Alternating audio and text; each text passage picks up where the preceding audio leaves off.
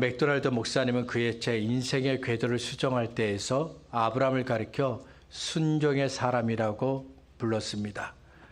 창세기를 보면 하나님께서 아브라함에게 말씀하십니다. 그러면 아브라함은 언제나 예라고 대답합니다. 안 됩니다 대답하지 않고 언제나 예라고 대답을 했습니다.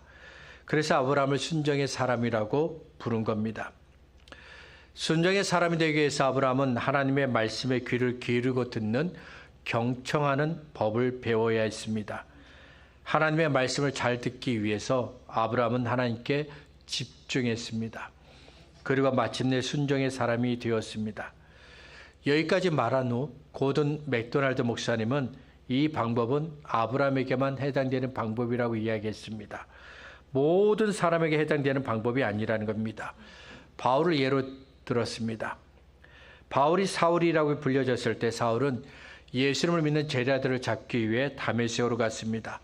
다메섹이 얼마 남지 않았을 때 예수님께서 사울에게 찾아오셨습니다. 지금까지 사울이 핍박했던 예수님을 만난 후 사울은 회심하게 됩니다. 거듭나게 됩니다. 사울이 다메섹으로 가던 도중에 예수를 만났던 일을 우리는 잘 알고 있습니다. 사울도 다메섹으로 가던 중에 만난 그 예수님을 잊을 수가 없었습니다. 그래서 사도행전을 보면 사울은 다메섹으로 가던 도중에 내가 예수님 만났다 이 이야기를 몇 번이나 합니다. 간증을 했다는 겁니다. 하지만 이런 만남이 아브라함에게는 없었습니다. 창세기 12장을 보면 하나님께서 아브라함에게 말씀하시면서 하나님과 아브라함의 만남이 이루어집니다. 사울이 경험했던 극적인 만남이 없습니다. 그러면 사울에게는 왜 이런 극적인 만남이 주어졌을까요? 그가 이미 하나님을 알고 있기 때문입니다. 사울은 하나님께서 이스라엘에게 주신 율법도 이미 알고 있습니다.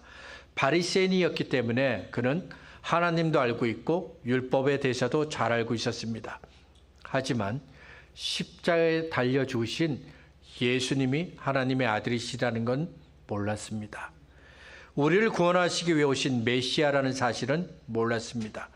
때문에 예수님께서 결코 잊을 수 없는 사건으로 사울을 만나주신 겁니다. 결코 잊을 수 없는 강렬한 체험을 통해 사울은 예수님을 나의 주님으로 영접하게 됩니다. 반면 아브라함에게는 이런 강렬한 만남이 없었습니다. 유대인의 전승에 따르면 아브라함의 아버지 데라는 우상을 만드는 사람이었습니다.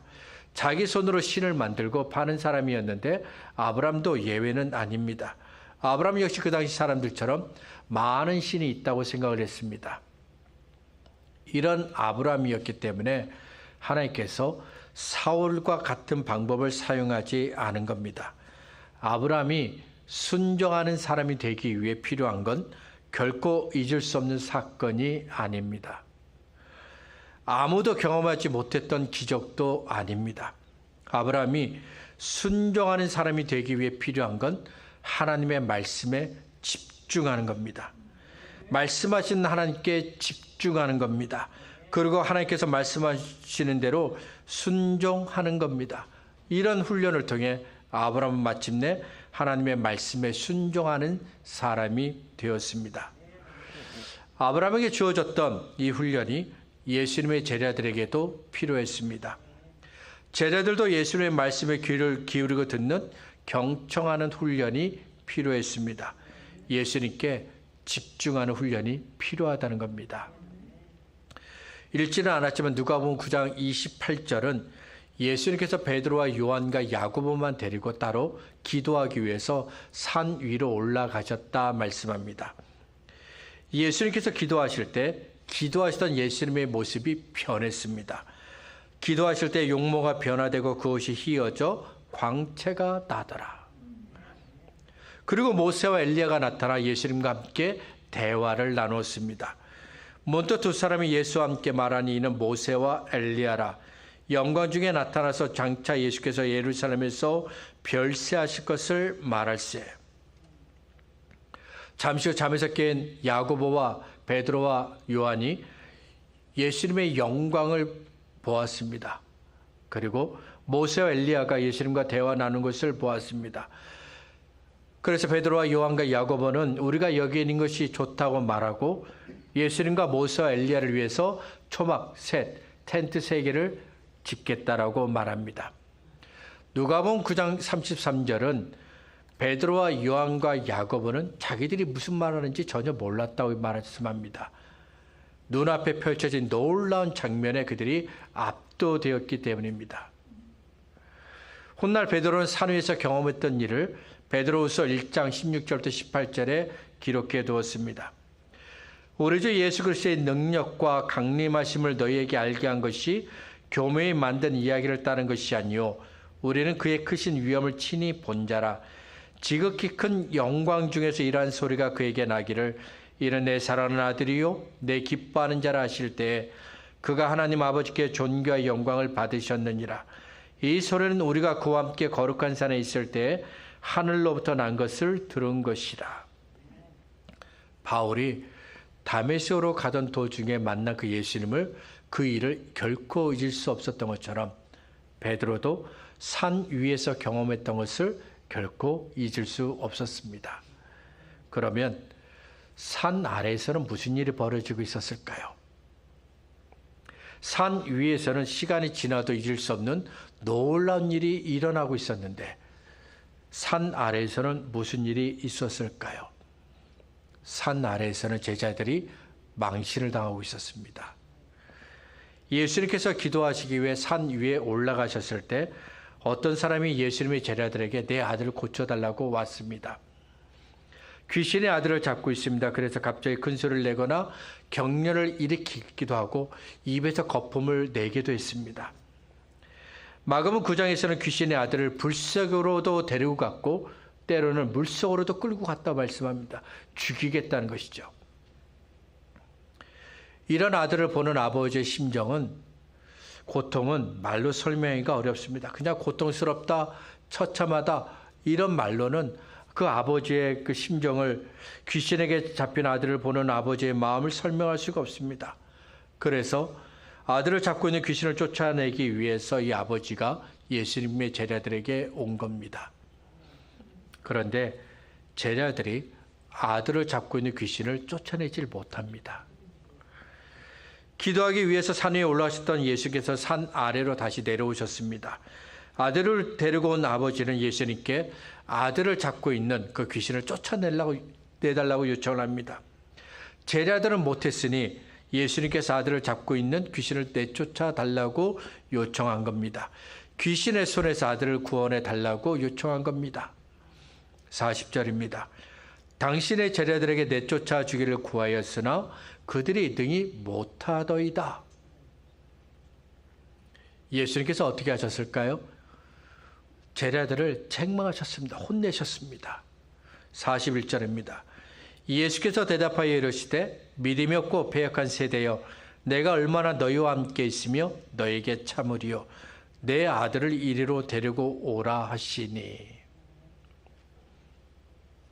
예수님께서 제자들을 책망하셨지만 사실은 그 자리에 있는 모든 사람들을 책망하신 겁니다. 아들을 데리고 왔지만 믿음이 없는 아버지를 책망하셨습니다. 귀신에게 잡힌 그 아이의 고통을 공감하지 못하고 예수님께서 행하실 기적에만 관심을 갖고 있는 사람들을 책망하신 겁니다. 예수님은 제자들을 책망하신 후 그 다음에 아들을 잡고 있는 그 귀신을 쫓아내셨습니다. 42절입니다. 올 때 귀신이 그를 거꾸로 들이고 심한 경련을 일으키게 하는지라. 예수께서 더러운 귀신을 꾸짖으시고 아이를 낳게 하사 그 아버지에게 도로 주시니. 누가복음 9장 1절과 2절을 보면 예수님께서 제자들에게 귀신을 제어하고 병을 고치는 능력과 권위를 주셨다고 말씀합니다. 예수께서 12제자를 불러 모으사 모든 귀신을 제어하며 병을 고치는 능력과 권위를 주시고 하나님의 나라를 전파하며 앓는 자를 고치게 하려고 내보내시며. 그런데 지금 제자들은 귀신을 쫓아내지 못했습니다. 이상하지 않나요? 분명히 예수님께서 제자들에게 귀신을 제어하며 병을 고치는 능력과 권위를 주셨습니다. 예수님께서 주신 능력과 권위로 제자들은 하나님의 나라 복음을 전하면서 사람들의 잡고 있는 귀신을 쫓아냈습니다. 그들의 병을 다 고쳤습니다. 그런데 제자들이 왜 지금은 귀신을 쫓아내지 못하는 걸까요? 귀신을 제어하고 병을 고치는 능력과 권위가 자기들에게, 나에게 있다고 생각했기 때문입니다.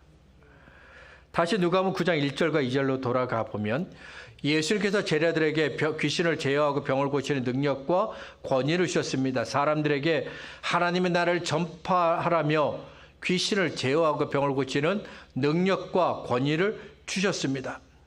따라서 제자들이 누군가를 괴롭히고 있는 귀신을 제어하려면, 쫓아내려면 먼저 예수님께 도와달라고 기도해야 합니다. 귀신을 제어하고 병을 고치는 능력과 권위를 예수님께서 제자들에게 주셨기 때문입니다. 하지만 제자들은 예수님께서 귀신을 제어하며 병을 고치는 능력과 권위를 주셨다는 것을 잊었습니다. 예수님의 능력과 권위를 자신들에게 주셨다는 것을 잊었습니다. 예수님께 집중하지 못한 겁니다. 제자들이 예수님께 집중하지 못하는 모습은 계속해서 나옵니다. 46절부터 보면 제자들이 누가 더 큰지 변론을 했습니다.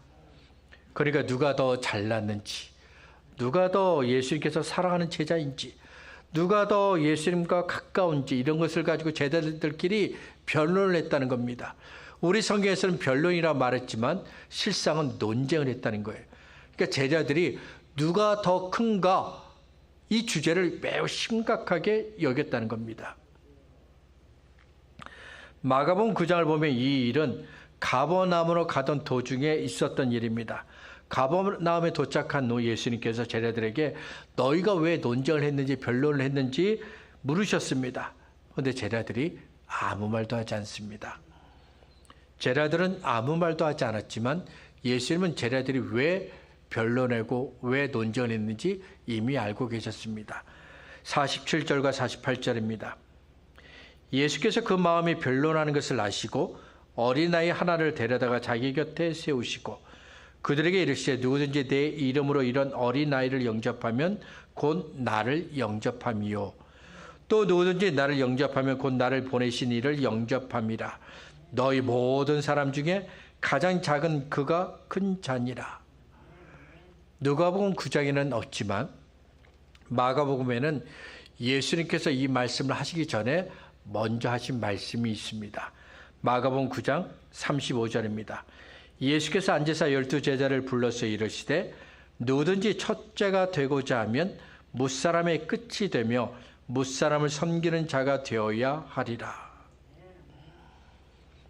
예수님은 제자들에게 하나님의 나라가 어떤 것인지를 가르쳐 주시면서 제자들이 교만하지 않고 겸손하기를 원하셨습니다.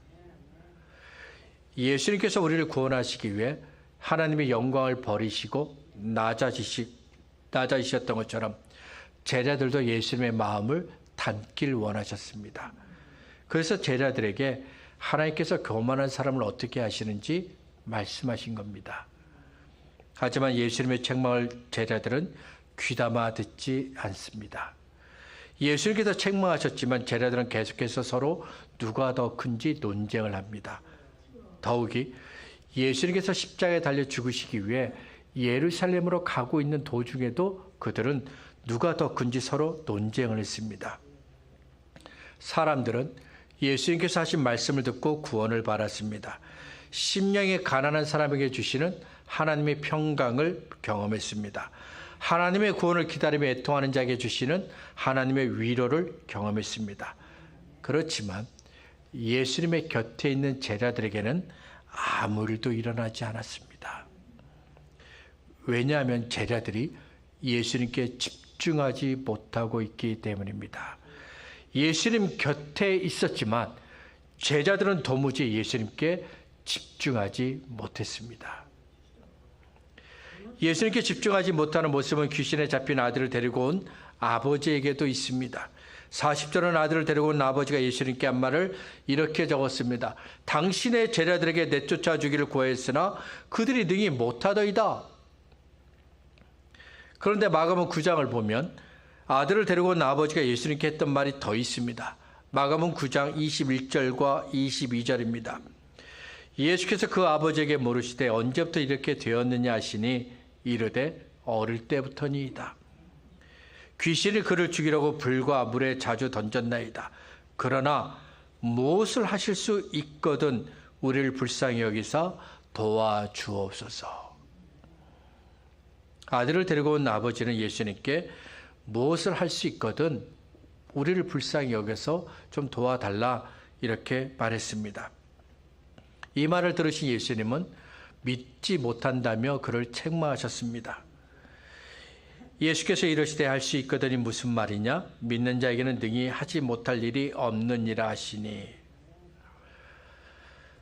아들을 데리고 온 이 아버지의 관심은 예수님이 아닙니다. 아들을 잡고 있는 귀신을 내쫓는 것, 이것이 바로 아들을 데리고 온 아버지의 관심입니다. 예수님이 귀신을 쫓아내어도 좋고 예수님의 제자들이 귀신을 쫓아내도 좋습니다. 어찌되었든지 귀신만 쫓아내면 됩니다. 41절에서 예수님은 귀신을 쫓지 못한 제자들, 아들을 데리고 온 아버지, 그 자리에 구경하기 위해서 모인 사람들을 믿음이 없고 패역한 세대라고 부르셨습니다. 믿음이 무엇입니까? 믿음은 예수님이 하나님의 아들이라고 믿는 겁니다. 믿음은 예수님이 죄인을 구원하시기 위해 오신 구세주라고 믿는 겁니다. 그렇지만 제자들은 예수님께 집중하지 못했습니다. 아니, 집중하지 않았습니다. 그래서 예수님께서 하신 말씀에 그 귀를 기울이지 않았습니다. 예수님께서 하시는 그 일들에 관심이 없습니다. 예수님이 누구신지 도무지 관심이 없습니다. 예수님을 믿는다는 것은 예수님께 집중하는 겁니다. 예수님만 보는 것이고 예수님만 기대하는 겁니다. 예수님만 전적으로 신뢰하는 겁니다. 야고보서 1장 13절은 하나님은 아무도 시험하지 않는다고 말씀합니다. 여기서 시험은 누군가를 넘어뜨리기 위해서, 일부러 넘어뜨리기 위해서 그 앞에 장애물을 놓거나 혹은 죄를 선택하도록 유혹하는 것. 이것이 바로 시험입니다. 그래서 하나님께 죄를 짓게 하는 것이고 하나님께서 우리에게 주신 구원과 은혜를 지키지 못하게 하는 겁니다. 그런데 이런 시험을 하나님은 결코 우리에게 주시지 않습니다. 그런데 누군가가 시험에 빠졌습니다. 그래서 하나님께 죄를 짓게 되었습니다. 하나님께서 주신 은혜와 구원을 지키지 못하게 되었습니다. 이렇게 시험에 빠진 건 누구의 잘못이 아닙니다. 내 앞에 장애물을 갖다 놓은 사람의 잘못이 아닙니다. 나를 유혹한 사람의 잘못이 아닙니다. 내가 욕심을 선택했기 때문에 시험에 빠진 겁니다. 오직 각 사람이 시험을 받는 것은 자기 욕심에 끌려 미혹됨이니. 그러면 왜 욕심을 따라갔을까요? 욕심을 따라가면 하나님께 죄를 짓는다는 것을 알고 있습니다. 하나님께서 주신 은혜와 구원을 지키지 못하게 됩니다. 그런데도 욕심을 따라갔습니다. 왜 그랬을까요? 하나님과 예수님께 집중하지 못했기 때문입니다. 나를 구원하신 예수의 말씀에 귀를 기울이고 집중하지 않았습니다. 나와 함께 하시는 예수님께 집중하지 않았습니다. 언제나 인자하시고 좋으신 하나님께 집중하지 않았습니다. 그래서 욕심에 빠지고 결국에는 시험에 걸려 넘어지게 된 겁니다. 교회가 잘못된 길을 가는 이유도 예수님께 집중하지 않기 때문입니다. 교회를 세우신 예수님께 집중하지 않았습니다. 우리 가운데 계신 예수님, 우리를 친히 인도하신 예수님께 집중하지 않습니다. 예수님께서 교회에게 맡겨주신 사명에 집중하지 않았습니다. 그래서 마땅히 교회가 해야 할 일들을 하지 못하게 되었습니다. 교회를 염려하는 사람들이 던지는 질문이 있습니다. 누가 예수의 제자인가? 도대체 어떤 사람이 예수의 제자인가? 이 질문을 계속해서 교회를 향해 던집니다. 과거에는 예수님을 믿고 변화되었다는 회심의 증거와 구원의 확신을 중요하게 여겼습니다. 예수를 믿은 지 오래되신 분들 한번 생각해 보세요. 예전에 여러분들이 세례받을 때, 여러분이 어떤 일을 하게 될 때 어떤 질문을 들었나요? 예수 믿고 회심했습니까? 또 사람들이 구원받은 증거를 찾아냈어요. 그러나 지금은 얼마나 많은 사람들이 교회에 모이는지 이것만 생각합니다. 교회가 어떤 일을 할 수 있는지 이것을 더 중요하게 생각합니다. 때문에 누가 예수님의 제자인지를 심각하게 고민을 하는 겁니다.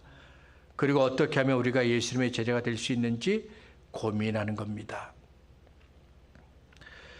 누가 예수님의 제자일까요? 예수님께 집중하는 사람이 예수님의 제자입니다. 그러면 우리는 어떻게 하면 예수님의 제자가 될 수 있을까요? 예수님께 집중하면 나는 예수님의 제자가 될 수 있습니다. 아브라함은 순종하는 사람이 되기 위해서 하나님께 집중했습니다. 하나님께서 말씀하실 때 집중했습니다. 저와 여러분도 순종하는 사람이 되기 위해서 하나님께 집중해야 합니다. 예수님의 제자가 되기 위해서 예수님께 집중해야 합니다. 목사가 되어서 교회에서 일하기 시작하면서 이상하다고 생각되는 일들을 많이 만났습니다. 그 가운데 하나는 TV에서 하는 말들은 잘 기억을 합니다. 책이나 신문에서 읽은 글도 잘 기억을 합니다. 누군가와 싸우다가 상대방이 했던 말들 한마디도 놓치지 않고 다 기억을 합니다. 그런데요, 설교 시간에 들은 말씀은 하나도 기억하지 못합니다. 성경을 공부하면서 배운 것도 기억하지 못합니다. 성경을 읽었지만 무엇을 읽었는지 기억하지 못합니다. 아니, 생각이 나지 않습니다. 왜 그럴까요? 하나님께 집중하지 않기 때문입니다. 예수님께 집중하지 않기 때문입니다. 저와 여러분에게도 집중하는 훈련이 필요합니다. 설교를 들을 때, 성경을 읽을 때 우리에게 말씀하신 하나님께 집중해야 합니다. 기도할 때 우리의 기도를 들으시는 하나님께 집중해야 합니다. 찬송을 부를 때 우리의 찬송을 들으시는 하나님께 집중해야 합니다. 예배를 드릴 때 우리의 예배를 받으시는 하나님께 집중해야 합니다. 그리고 우리와 함께 하시고 인도하시는 하나님께 집중해야 합니다. 하나님께 집중하시길 바랍니다. 예수님께 집중하시기 바랍니다. 그래서 믿음이 없는 사람이 되지 마시고 믿음이 있는 사람이 되시기 바랍니다. 예수님 곁에 있지만 헛된 것만 생각했던 제자들이 되지 마시고 예수님과 함께하는 제자가 되시기 바랍니다. 하나님과 예수의 일을 하는 예수의 사람들이 되시기를 바랍니다. 말씀을 정리하겠습니다. 은퇴한 어느 야구 선수가 어린 아이들을 가르치면서 이런 말을 했습니다. 좋은 투수는 공을 던질 때 공을 받는 포수의 글러브만 바라본다고 합니다. 그러니까 내 공을 받는 포수의 그 글러브에 집중을 하는 겁니다. 좋은 타자는 투수가 던지는 공에만 바라본다고 합니다. 그 공에만 집중하고 있는 것이죠. 몇 초밖에 되지 않는 짧은 시간이지만 집중하면 좋은 결과를 얻을 수 있습니다. 하지만 집중하지 못하면 원하는 결과를 얻을 수 없습니다. 믿음도 마찬가지입니다. 예수님께 집중해야 합니다. 하지만 예수님께 집중하지 못하게 하는 일들이 너무 많이 있습니다. 고민이 있고 염려가 있습니다. 그러면 예수님께 집중할 수가 없습니다. 짜증이 나고 화가 나는 일이 있습니다. 그러면 예수님께 집중할 수가 없습니다. 내 안에 욕심이 있고 미움이 있습니다. 그러면 예수님께 집중할 수가 없습니다. 이렇게 여러 가지 이유로 예수님께 집중하지 못하는 우리들에게 히브리서 12장 2절은 믿음의 주여 온전케 하시는 이가 되시는 예수께 바라보라. 그 예수를 바라보라. 예수님께 집중하라. 예수님께 집중하라. 그렇게 우리에게 권면합니다. 예수님께 집중하지 못하는 일들이 너무 많이 있습니다. 그래도 우리는 예수님께 집중해야 합니다. 그래야 저와 여러분의 믿음이 자라게 됩니다. 믿음이 흔들리지 않고 굳건하게 됩니다. 믿음이 살게 되고요. 믿음의 역사를 경험하게 됩니다. 믿음의 하나님의 인정을 받게 됩니다. 바라기는 저와 여러분이 예수님께 집중하시기 바랍니다.